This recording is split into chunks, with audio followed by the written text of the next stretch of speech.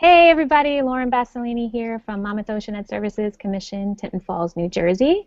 Welcome to session 4. This is workshop number 16. Just a reminder, if you'd like to tweet along with us, use hashtag the EdCollab Gathering, hashtag 16.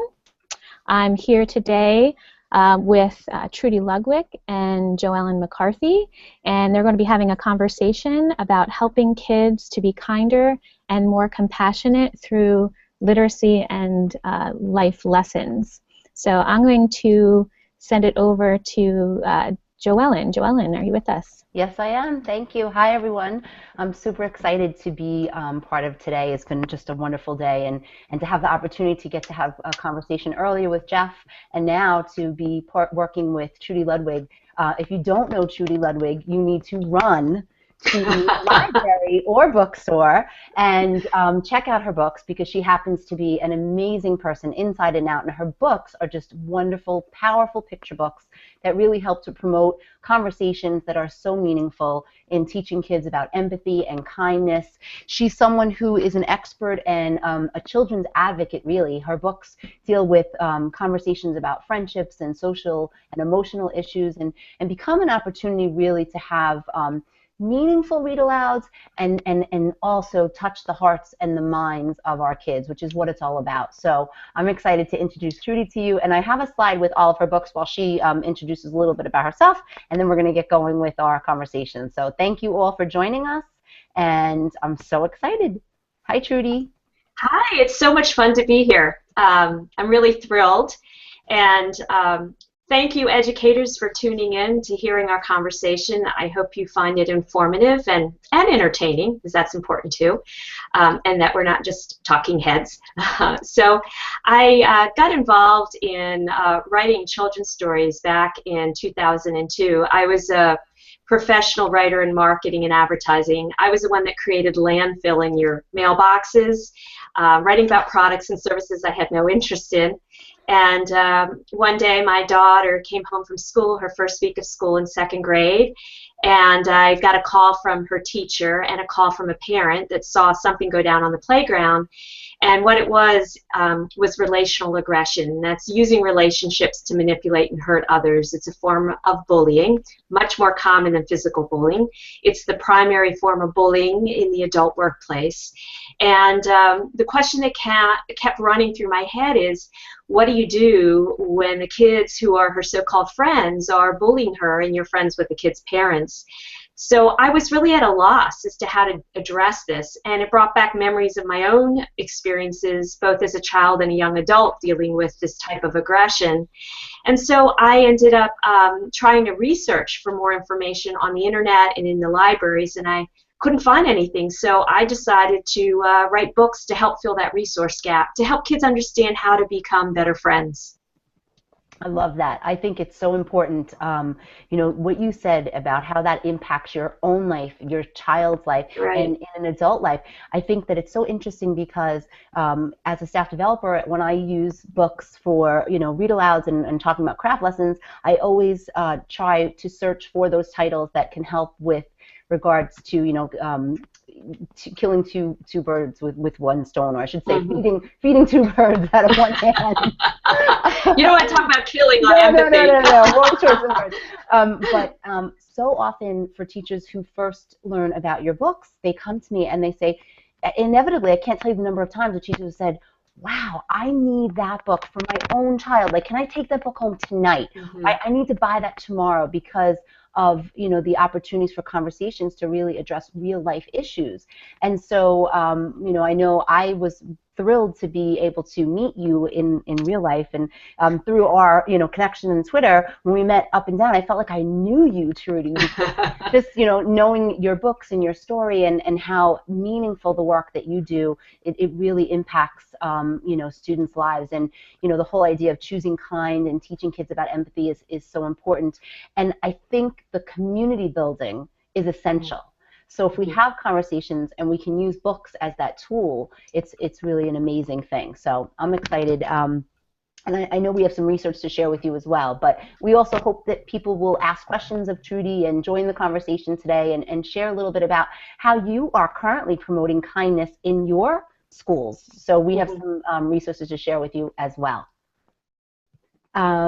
Okay, so I'm going to do screen share, which I love to do because it's always never easy. It's always sorry. So in thinking about the power of literature, I love this slide and this quote. A real book reads us. And how important it is. You notice that this young boy is reading Invisible Boy by Trudy Ludwig, and there's so many of her books. And again, it's not about the book, but it's about the conversations that we have with kids. And so if we go back to the slide that has her titles, each of these talk about things that are real life issues. And thinking about my secret bully, as Trudy said before, about the aggression that happens in kids just being bullies to each other and not being kind, or in Just Kidding, that opportunity when you notice kids who are teasing each other and just can be really horrible. And so we want to talk more about getting kids to be thinking about. Oops, sorry, I was trying to cancel my screen share. Hopefully I just did that. I apologize. And thinking about, the opportunity to get kids to realize the power of literature and how books can be windows and doors and mirrors. So do you want to talk a little bit about that, Trudy, and share with us? Yes, well, I think, first of all, that writers, children's writers in particular, I consider ourselves not just authors, but I consider ourselves as bridge builders. We write stories to connect kids to the stories themselves, the action, the characters in the stories, their thoughts, feelings, and behaviors. But we also write it to connect kids with other readers so that they can understand one another and deal with difficult, sticky situations and come up with some creative problem solving in a safe social setting. And that's why I think it's really crucial that books be used as a supplemental tool with adult guidance to help them really instill inside those kids critical thinking skills. Bibliotherapy has been around since books have been around. Back in the ancient tombs of Ramses III, they had excavated and found an ancient library, and over the doorway of the library, it was talking about healing power of books. And children's literature since 1946 has been used to address social emotional issues with kids. And it was primarily used in therapeutic forms, but now it's really being used in the classroom and at home with parents to get conversations started in very safe ways and to help kids know what it feels like to be in someone else's shoes and get more perspective. I love that you said that. I think the knowing, the feeling, and the doing is where the read aloud can be so powerful and so influential because, and I just shared a tweet before, I know the work of Thomas Lacona, we've talked about that before with character education, where he says how we have to first have kids have the knowledge base and the understanding, and then to be able to have the opportunity, if they have the knowing and they have that empathy and understanding and connection, then it impacts the feelings and their emotional understanding, and then in turn we hope it impacts their actions, which is really just the knowing, the doing, and the feeling is essential. So that whole idea of educating the head, the heart, and the hands is really wonderful. So I have a few slides that I want to go back and add to share some of that resource with you as well. So let me pull that up. So we were talking earlier about the benefits of using Kid Lit and how it instills critical thinking and how it can foster pro-social attitudes and behaviors. But I think when we talk about this, we have to think about the layers, right? And we talked, Trudy, you and I, in putting this together and finding the opportunity to layer our our students' thinking and their actions. So can you talk a little bit about that for us, please?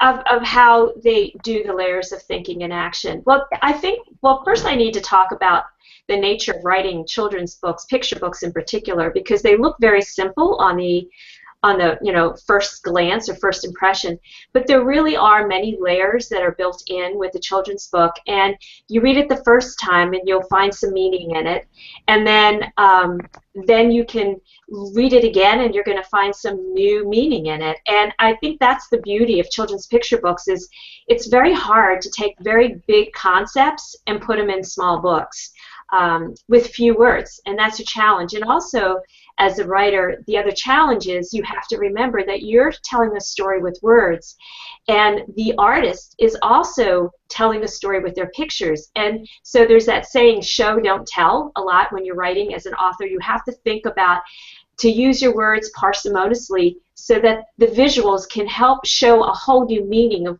behind the words that you're writing. And I think that that's a really beautiful thing for kids, because each child will connect with the story in a different way. They find things and find meaning that even adults don't find. I found it very fascinating when I'm at schools and I share a story and have discussions with the kids. They'll bring up information that no adult has yet brought up. They're very observant and seeing the layers. And I think it's really important too, with the meaning of the stories, is it's important for a writer to come from a place of respect and authenticity when they're writing stories for kids. I don't want to sound like a grown-up talking to kids. I really want to get into their heads and into their world so that they find the stories really relatable. It's a really important thing. And when it's relatable, then they open up their mind and they open up their hearts to the possibilities of seeing things in a whole different way. I love that. I think that is so important. And I think it's important too, I know for professional resources, one of the books that this connects very well to is the book by Lester Laminack and his work that he did with Reba Wadsworth, which is called Bullying Hurts, and Teaching Kindness Through Read-Alouds. And one of the things that really strikes a chord for me is, and goes back to what we were talking about with the community, is how, even within layers, that we don't just start off with like the bullying experience, that we focus first on, the positive and all of that, and then kind of getting that sense of safety and community where kids feel comfortable with one another and know that, I think that's the most important, that's probably the most important part of our jobs as educators, is to create a sense of community of learners where kids are comfortable and, want to be there and feel safe and feel that, it's a good place to be. So, thinking about that, and then thinking about introducing other experiences, because we don't know, like you said, every child is so different. We don't know the experiences they have. Children live what they learn in our classrooms, and it may not necessarily be what they're living at home. And so it's exactly. Again, exactly. Yeah. I think the important thing too, I think where I'm going through the direction, bullying, the word bully has become such a hot buzzword in our culture and in the media that the word tends to be misused and overused right now. And so what I try to do, there's only 2 books where I really use the term bully, and that was My Secret Bully, to show that there are friends that can wear that bully hat, and then Confessions of a Former Bully, because what I was showing is that kids, the kids' jobs are to make mistakes. And our job as the caring adults in their world, and the caregivers and educators, is to help them so they don't keep repeating those mistakes. Because bullying is not, no child is born mean. They learn it. They can learn it at home, at school, in the neighborhood. And so what we need to do is help unlearn that behavior and show them that it's to their advantage to change their hurtful behaviors, whether they're intentional or unintentional. We want to change it to show that they will thrive better. A lot of focus is shown on how bullying hurts the kids that are being picked on. My approach is also to show that bullying also hurts the kids that are doing the bullying, and it also hurts the kids who witness the bullying, the bystanders. Everyone gets affected in the school community, and so it needs a community action to show how we can really change the dialogue with kids and let them know that it's the behavior we're not approving of and it's unacceptable. We're not saying they are evil or bad people. It's that behavior that is no longer acceptable. And that's a really important thing, not to use the word bully as a noun, because we are all capable of wearing what I call the bully hat. We are very complex human beings. We can be kind and cruel, and those are choices that we make. And that's what I'm trying to show with books, is we make choices, and how those choices play out and affect, in good ways and bad ways, our friendships, and how they can build up and break down the human spirit. Yeah. I love that you said that about the choices, because I think of a resource that I included as well for us in our conversation is the Kid President. So if you're not familiar with Kid President, I know many of you at home, I have a link that I can send with you as well, where his whole, he has that YouTube video clips, and he has a new book too that's called oh, now the name is escaping me because it's not in front of me, but it's all about making choices that help make the world a better place. And he talks about how, he gives examples and pep talks and things that are awesome to get kids to think about, and adults too, how in our classroom communities, what can we do to change to make the world a better place? And what can we do for one another to make the world a better place? Right. And I think one of the things he says is, if you want to be a change maker, you have to be a difference maker, and by nice. doing something kind, and that's what the book is all about. Actually, it's like 50 ways to make the world a better place. And so having our kids celebrate the kindness and looking for that, and being positive and proactive in social behaviors and noticing and celebrating that is so important. So and I'll share some of the links that we talked about too. There's something going on, we know the Choose Kind movement, of course, with Wonder and RJ Palacios, wonderful resources, but even things that are happening and popping up, like with social media, the Positive Post-it Day that was started by Caitlin Hack. Those are things that really help to promote kindness. So do you want to talk a little bit about some of your experience in seeing in that in schools, and how that's been, not just the Positive Post-it Day, but those, seeds of kindness? Yes, I think that there's a big movement going on, and I think it's really important. I'm just going to step back a little bit before I talk about what I've seen in schools, is that the thing that we need to remind as educators to the children, when I ask kids, when I travel around the country and present at schools, I ask them, raise your hand if you think most kids in middle school and high school think it's cool to be cruel online or offline. And a lot of hands go up. They think, most of their peers think it's cool to be cruel. But what the reality is, in a lot of surveys that are conducted nationwide by experts, researchers, is that most kids think it's cool to be kind online and offline. So that's their social peer group, right? So the social norm, it's a really important thing for us to really emphasize and reflect the reality rather than what we think is the reality. And that's what we need to do, is have reality checks with these kids. And I let them know, you know what, most of you are being decent. 80% of you nationwide, kids ages 10 to 18, are actually being responsible on the internet. And the kids are blown away. And I said, I want you to give yourselves a hand. You are being decent and kind. It's the 20% of you that's wreaking havoc with the majority. And you have the power to make a difference. And know that most kids that are older than you think it's cool to be kind. So that's where I want to see the movement go in schools. I don't want to see these posters that have a big circle with a big red circle with a slash going through the word bully. Because you're promoting negativity. I want to see, this is a school that promotes kindness. We are a kind and caring, compassionate school. And have the kids make posters that 97% of the kids think it's cool to be kind. Have these positive messages rather than no, no, no, no bullies here. Well, that's ridiculous. We all can wear that bully hat. We all can be cruel and kind. And we have to learn to take that particular hat off. So in the schools that I've been seeing, it's been really fun. In one school in particular, I think you have the slide, they actually did this really cool stairway, and I'm standing at the top of the stairway, and it's showing all these character traits that when the kids every day go up those stairs, they are reminded every day of those character traits like perseverance, kindness, compassion, perspective, overcoming challenges. What a great stairway to have in all these schools. Initiative, responsibility, friendship, there it is, the stairway to success, because this is what we're trying to do, is build character. And know that when you make a mistake, you may step back on that step, but you can still keep moving forward. We all can move forward in this. And I thought that was a brilliant thing that that school had done. And they had the PTO do fundraising to work on this. I mean, you can even have it with stencils of already existing stairs. You don't have to have anything really fancy. Other schools, what they've done is they've turned my books into plays and performances, which is really fun, and they've shared video performances with me. And they use that as a video legacy. For example, with Confessions of a Former Bully, the 5th graders made videos and the parents helped, volunteered with the production and editing. So when new kids start the school in kindergarten and 1st grade, they see the videos. So it's their legacy to see how this is how we treat people and this is how we don't treat people. This is what we expect of you.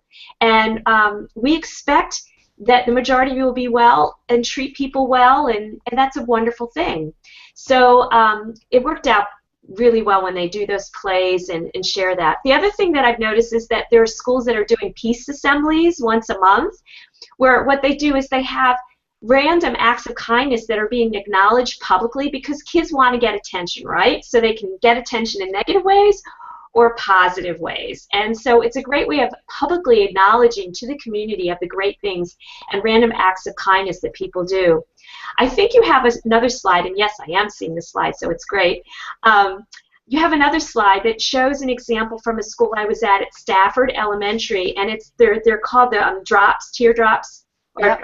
drops of kindness. I have it. I do. It's right here. Yeah, there it is. It's 1,000 drops of kindness, and it's really cool because this school won the 2014 Spirit of Unity Award for building a culture of peace within their schools and communities. And each tier represents a handwritten note of what that child did to promote kindness and reach out. And it's the idea of the drops of kindness can cause this ripple effect. Even the smallest drop of water can cause this ripple effect.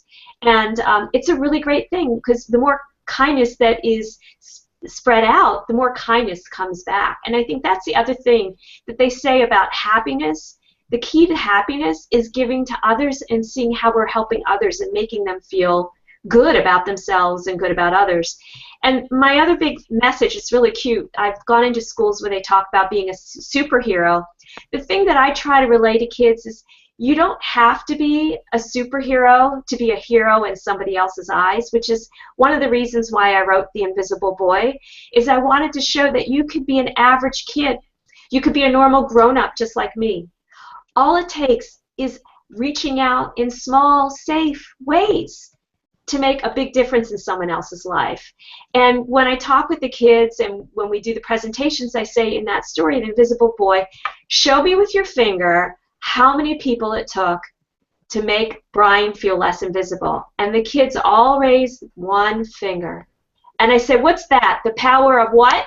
And they shout out one. And I repeat it again. The power of what? One. And I point to the kids and I say, you each have that power within you to be a hero in someone else's eyes. You can make that difference. And they carry that over, and they write posters, they put it up. So it's all about seeing these positive messages rather than the negative messages, no bullies, no this, no that. And also, what I've been seeing too with schools is they're really trying to help turn kids' way of thinking around. I love what this one school did. You know how you always have toddlers on the playground, and they always go up to the teacher, Mrs. Andrews, Jenna did this, and Michael did that. And those toddlers, those kids, are not very popular, you can see, with the other kids. They don't like them. They drive them crazy. But that's how the kid gets the attention.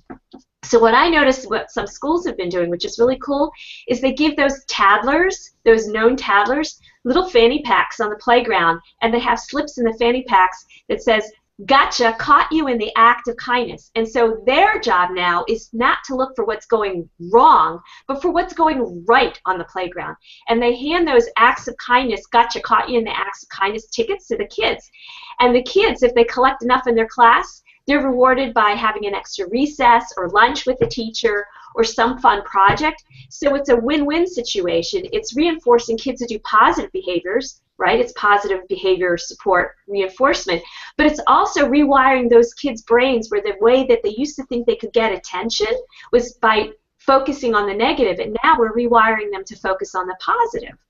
Yeah. I think, the whole idea of mindset and positivity and in the language that we use to speak with kids, like Johnston's work, or just in how we approach situations with our kids, and just thinking about, right. Positivity is so important. And I think that that's the focus. That's the most important thing that we can do to build community, because, as you said, it just takes the power of one and that ripple effect. One act of kindness begets another act of kindness, and on and on and on. So it's really important.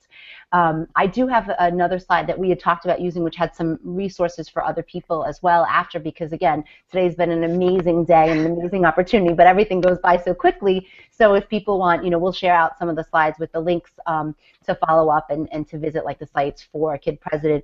But one of the things that we talked about is some of the resources you have at your website as well, Trudy. I think you should see it on the bottom of the screen. It says TrudyLudwig.com, and connecting to conversations for, again, I love what you said about involving parent community too. It's not just our schools, it's the whole broader picture of what our community entails, and that's parents as partners too. So, thinking about PTAs and PTOs and PT chats and just continuing that conversation is so essential. So right. I'm excited about that. And there's another resource that I had shared with Trudy, and I'll put up the link in a second, but that's called values.com, where they try to share positive quotes on a daily basis. And they have a link, which I'll send to you as well, that has videos. And they're really basically commercials. And, they have these little scenarios, which then become great opportunities for conversations back in the classroom as well, in being able to look at the layers of meaning hidden in there. So I'll put that up as well.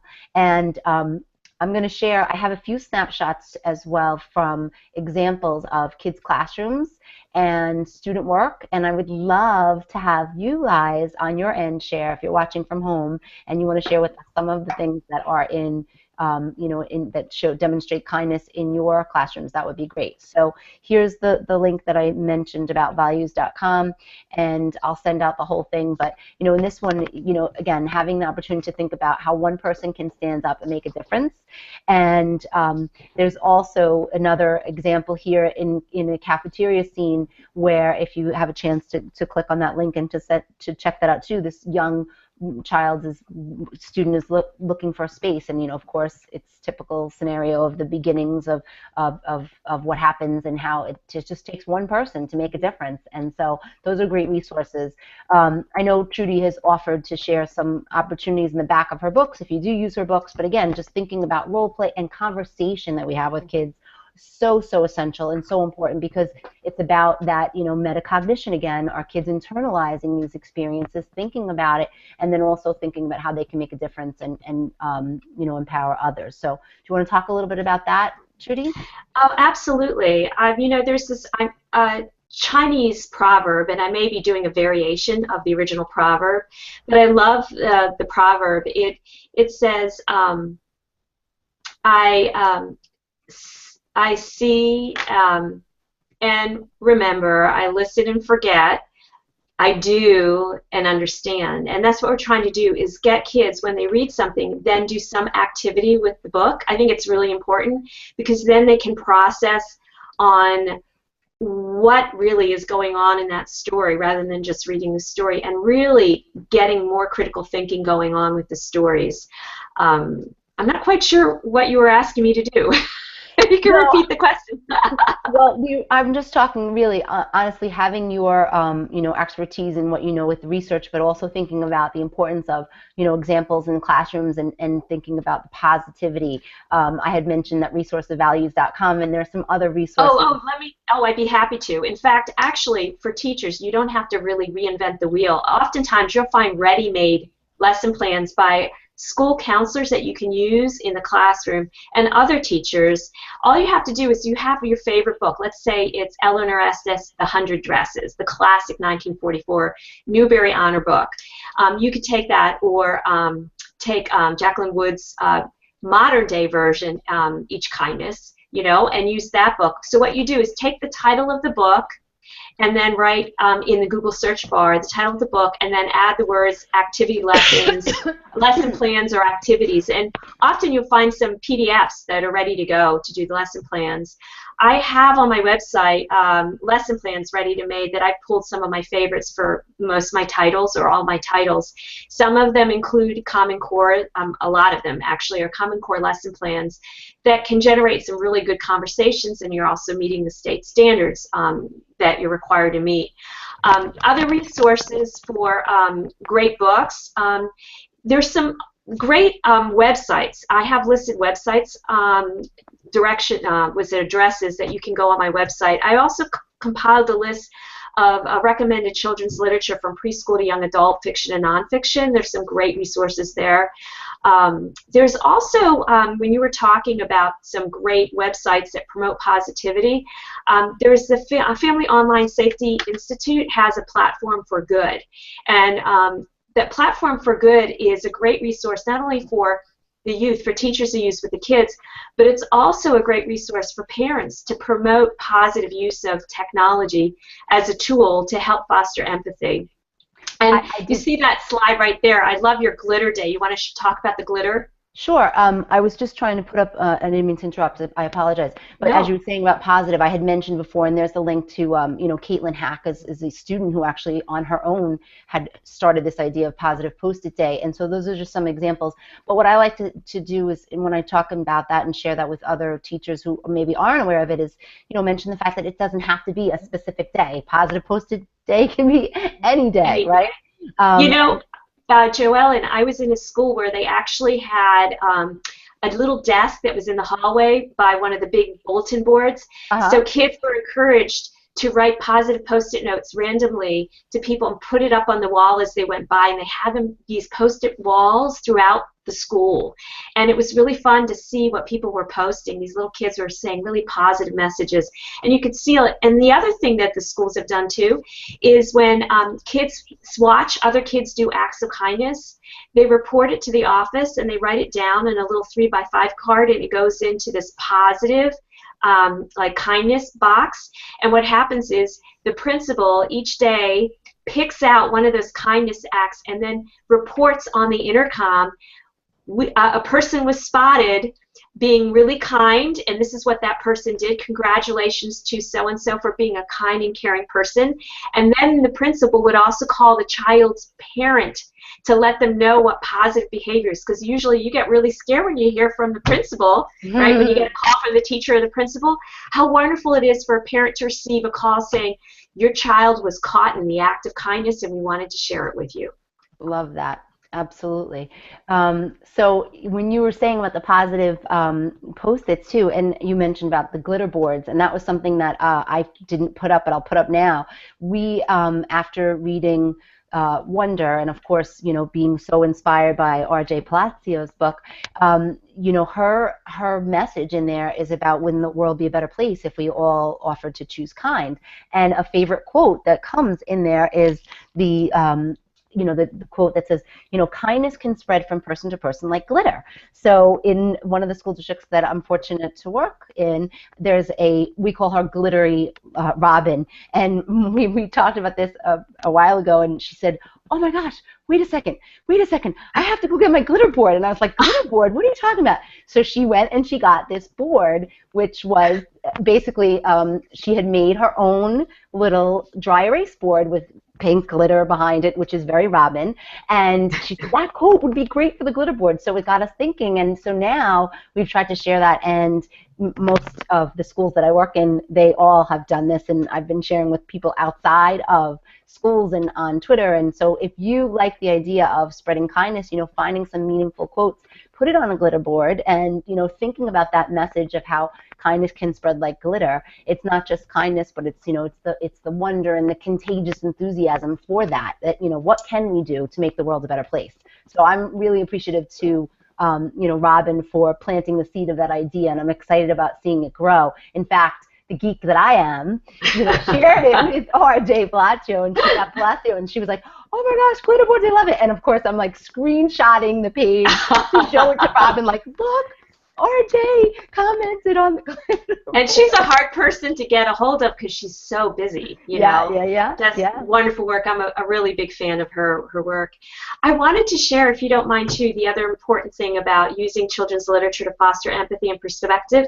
And I want to talk about social-emotional learning and how we can build those social-emotional skill building for the kids. And I think you have the slide, and it's by CASEL. It's the Collaborative for Academic, Social, and Emotional Learning.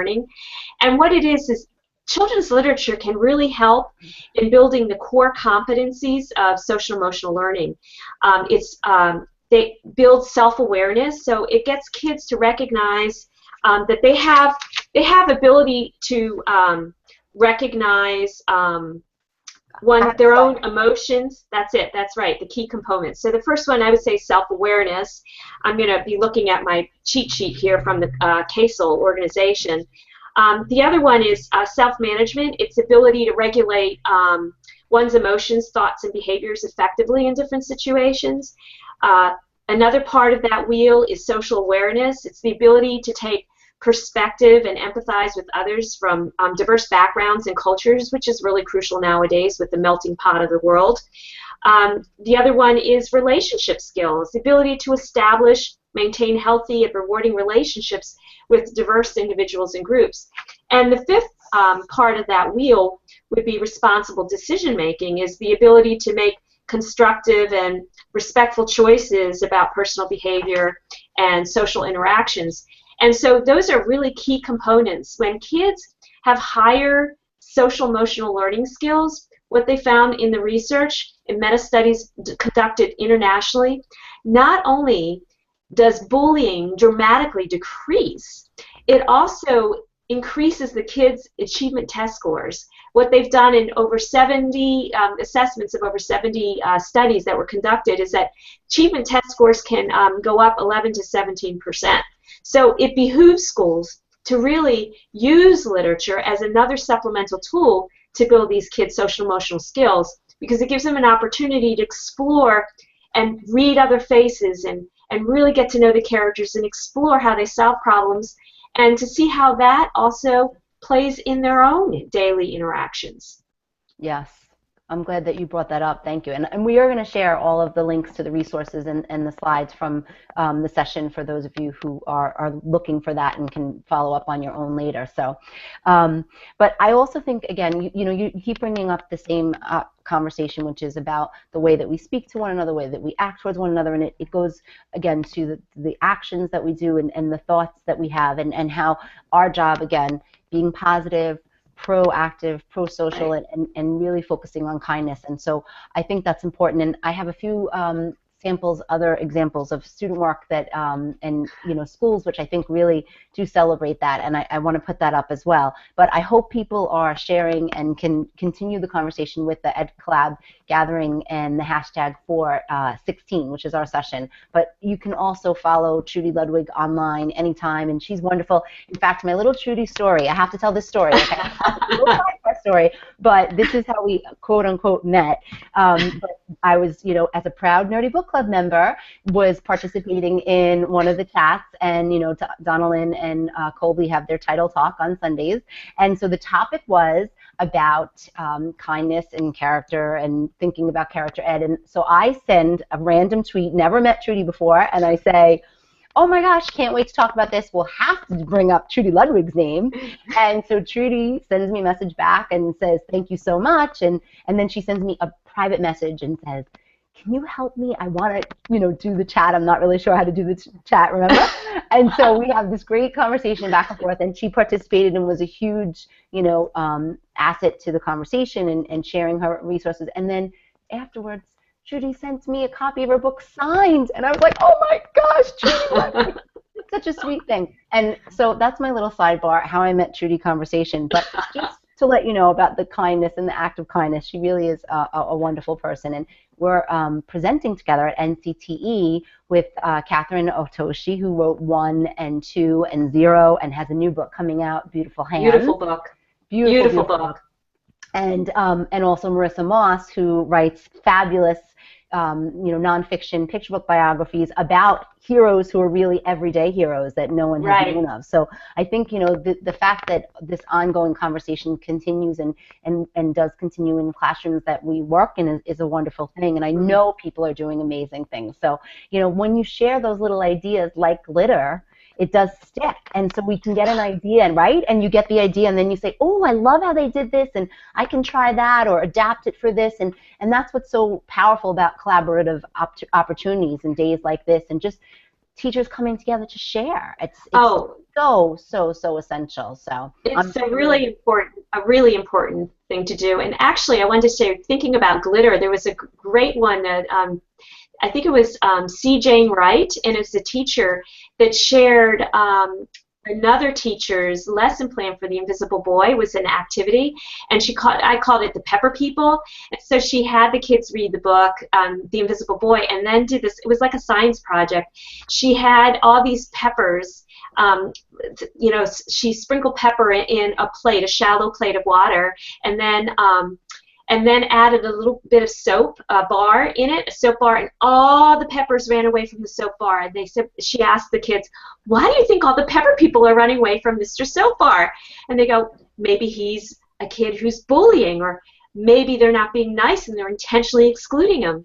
And then what she did is she added sugar, and when you add the sugar, the pepper people came back to the soap, and she said when you add a little bit of sugar and kindness and sweetness, you can get people to come together. And it was just a beautiful physical manifestation of that statement. And that's that activity where when we do, we understand. It's like that Charlie Brown old cartoons where you'd have the teacher lecturing, be nice, be kind, whack, whack, whack, whack, whack, right? Right. It goes in one ear and out the other, but when you can do activities with respect to books, that message really hits home for the kids. Yeah, absolutely. I love that idea of bringing the pepper people. Yeah, and the sugar bringing together. It's so awesome. Thank you for sharing that. So I'm going to share a couple of pictures. If people have pictures too, or if they have questions for Trudy, of course, please take this opportunity. Feel free to to join us and add to the conversation. And I'll pull up another slide. Because you can. I can. And it's great pictures. We talked about the power of one, and I just wanted to mention this as well because I think it's important. I had the privilege of working with Jeff Anderson this morning, and one of the things he says that I think is so important too is, words have the extreme power to ignite or to extinguish. Mm. And I think that that's, an essential thing to be mindful of in all the work that we do. And again, as we've been saying again with kindness is so important. So. I should have this up now. There's our glitter board again. And, again, from R.J. Palacio, when given the choice between being right or being kind, choose kind. And that's from Catherine's board. And so another, great case to show she's not living in New York. So thank you, Catherine, for joining our little glitter board movement. And I thought these were great examples too, just different samples from kids and thinking about, this is how the world should be. And that's an example from an 8-year-old Miles, and everybody coming together and be proud of yourself. And, after reading another book and thinking about messages and finding that's, to me, that's a central message in finding the heart of what kids need. That's what this core should be about, not the standards, but about touching the hearts and minds and hands of our kids. So here's, planting seeds of kindness. Again, like you said, the drops and thinking about that. And I have a link which I'll share as well with some wonders from Wonderopolis that really can add to the conversation and to the actions and in thinking about connecting kindness and wonder. So I want to leave that with people as well. And, just thinking about that whole, how, watch our kindness grow. I love that. That's from a school that I work with in Southold out east. And, just thinking about paying it forward and how something as simple as a smile can make a difference. So I'm really appreciative to having you here and having your smile and being able to see your passion and your enthusiasm for the work that you do. And thank you for your books and your resources. And do we have questions? I'm not sure if anybody sent in a question because it's a little hard to multitask, but we certainly will get back to you if you do have questions for Trudy. And while we're waiting for questions, I just wanted to also mention that the whole point when kids do make mistakes or if they're being hurtful, whether intentional or unintentional, part of it, the whole thing is not about punishing kids. It's really about natural, immediate consequences that escalate to take the fun out of that hurtful behavior. Kids are doing certain things to get certain needs met. That's why they do it. So we need to understand what problem were they trying to solve, what need were they trying to get met. And the other part of the equation of the natural immediate consequences to take the fun out of it for them, but it's also about restorative justice, and it's now what can you make up for the hurt that caused another.